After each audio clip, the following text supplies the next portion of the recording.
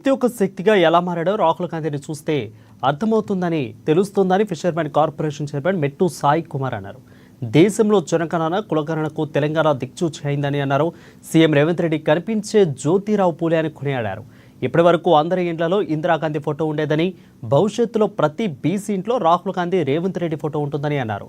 రేవంత్ రెడ్డి నాయకత్వంలో పనిచేయడం గర్వపడుతున్నట్లు మెట్టు సాయి చెప్పుకొచ్చారు. మాట్లాడినారు పార్లమెంట్ లో, మీ కులమేంది, మీ మతమేంది, నువ్వేంది అని చెప్పి మాట్లాడారు. ఒకటే మాట, నన్ను మీరు ఎంత అవహేళన చేయండి, మీరు ఎంత మాట్లాడినా కూడా నా మాట ఒకటే మాట, కిస్కి ఉత్ని ఆబాది ఉత్ని ఉస్ని భాగ్యదారి అని మాట నేను మర్చిపోను.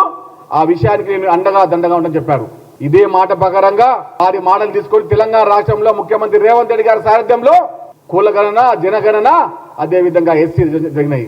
దేశానికి తెలంగాణ ఇప్పుడు ఆదర్శం అయింది, గర్వపడుతున్నాం. కాంగ్రెస్ కుటుంబ సభ్యునిగా అదే విధంగా రేవంత్ రెడ్డి గారి సారథ్యంలో పనిచేస్తున్నాను. ఎన్ని మాట్లాడినా, ఎన్ని చిల్లర మళ్ళీ మాట్లాడినా ప్రజాహితమే, ప్రజాక్షేమమే, ప్రజల యొక్క ఆకాంక్షనే మా ఆకాంక్ష అని రాహుల్ గాంధీ గారి మాట, రేవంత్ రెడ్డి గారి మాట, భారతదేశంలో మొత్తంలో తెలంగాణ మాట, తెలంగాణ ముఖ్యమంత్రి మాట ఉందంటే అది కేవలం కాంగ్రెస్ పార్టీ ద్వారా మాత్రమే. ఎన్ని మాట్లాడినారు, బీసీల నాయకత్వాన్ని అవహేళనపరిచారు, బీసీలను కేవలం ఓట్లుగా పరిగణించారు మాత్రమే. బీసీల నాయకత్వాన్ని మేము పెంపొందిస్తాం, బీసీలకు 42% ఇస్తామని చెప్పిన ముఖ్యమంత్రి రేవంత్ రెడ్డి గారిని తెలంగాణ బీసీ లోకం ఎప్పుడు మర్చిపోదు. ఇంతకు మునుపు ఉంటుండే ప్రతి ఇంట్లో ఇందిరాగాంధీ గారి ఫోటో ఉంటుండే, అది నిజం. కానీ భవిష్యత్తులో ప్రతి బీసీ ఇంట్లో, ప్రతి దళితుల ఇంట్లో రేవంత్ రెడ్డి గారి ఫోటో ఉండబోతుంది, రాహుల్ గాంధీ గారి ఫోటో ఉండబోతుంది.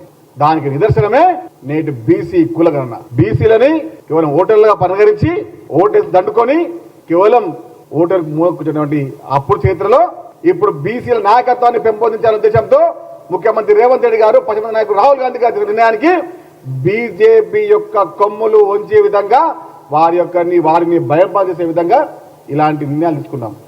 తల ఒగ్గారు, బీసీ నాయకత్వాన్ని తల ఒగ్గారు, తెలంగాణ నాయకత్వాన్ని తల ఒగ్గారు. కర్ణాటక కానివ్వండి, తెలంగాణ కానివ్వండి, చెప్పారు ముందు రాహుల్ గాంధీ గారు, కాంగ్రెస్ పార్టీ ప్రభుత్వం ఎక్కడ ఉన్నా కూడా కులగణన జరుగుతాము, అదేవిధంగా బీసీల యొక్క జనగణన చేద్దాం.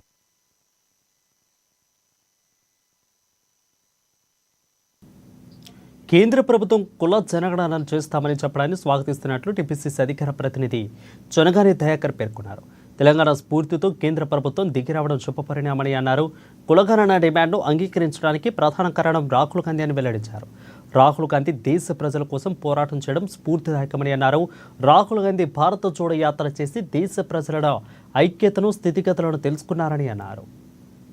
ప్రభుత్వం బీసీలకు కులగణన, జనగణన కూడా ఏర్పాటు చేయడం, దాన్ని మేము స్వాగతిస్తూ ఇవాళ కేంద్రం తీసుకున్నటువంటి నిర్ణయం ఏదైతే ఉందో జనగణన, కులగణన, ఆ యొక్క కేంద్రం ఆ డిమాండ్కు అంగీకరించడానికి ప్రధానమైన భూమిక పోషించినటువంటి భారత్ జోడో యాత్రి ఒక సాహసోపేతమైనటువంటి యాత్రను చేసి దేశ ప్రజల ఐక్యతను, అదేవిధంగా స్థితిగతులను తెలుసుకొని ఈ దేశంలో అట్టడిగ వర్గాలకు అన్ని వర్గాల ఫలాలు, రాజ్యాంగ ఫలాలు అందాలని పోరాడినటువంటి రాహుల్ గాంధీ గారి పూర్తితో, రాహుల్ గాంధీ గారి డిమాండ్తో, అదేవిధంగా తెలంగాణ రాష్ట్రంలో అత్యంత ప్రతిష్టాత్మకంగా కులగణన చేసినటువంటి రాష్ట్ర ముఖ్యమంత్రి వర్యులు రేవంత్ రెడ్డి గారి నాయకత్వంలో ఒకవైపు రాహుల్ గాంధీ గారు ఆలోచనతోని తెలంగాణ రాష్ట్రంలో అత్యంత ప్రతిష్టాత్మకంగా కులగణన జరిగింది.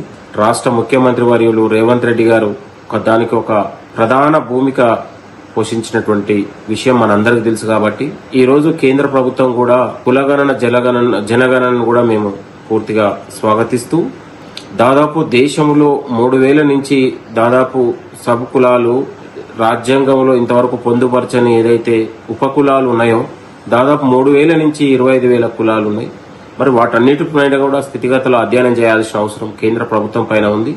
కాబట్టి తెలంగాణ ప్రభుత్వం తీసుకున్నటువంటి అత్యంత ప్రతిష్టాత్మకంగానే కేంద్ర ప్రభుత్వం కూడా తీసుకోవాలని, అన్ని కులాలు దామాష ప్రకారంగానే ఉండాలని కూడా కోరుతూ దాని యొక్క విధి విధానాలతో పాటు దాని యొక్క పూర్తి విధి విధానాలు కూడా వెల్లడించాల్సిన అవసరం ఉందని కూడా కోరుతూ ఈ దేశంలో బడుగు బలహీన వర్గాలకు, అట్టడుగు వర్గాలకు కాంగ్రెస్ పార్టీతోనే న్యాయం జరుగుతుంది అనడానికి తెలంగాణలో జరిగినటువంటి కులగణనే నిదర్శనంగా కోరుతూ ఈ దేశంలో స్థితిగతులపైన, అనేక ఉన్నటువంటి అట్టడుగు ప్రజలపైన రాహుల్ గాంధీ గారి చేస్తున్నటువంటి ఒక పోరాటం, ఒక యుద్ధం దేశ ప్రజలకు అది ఒక స్ఫూర్తిదాయకమని కూడా కోరుతూ కేంద్ర ప్రభుత్వం తీసుకున్నటువంటి కులగణన జనగణనను పూర్తిగా స్వాగతిస్తూ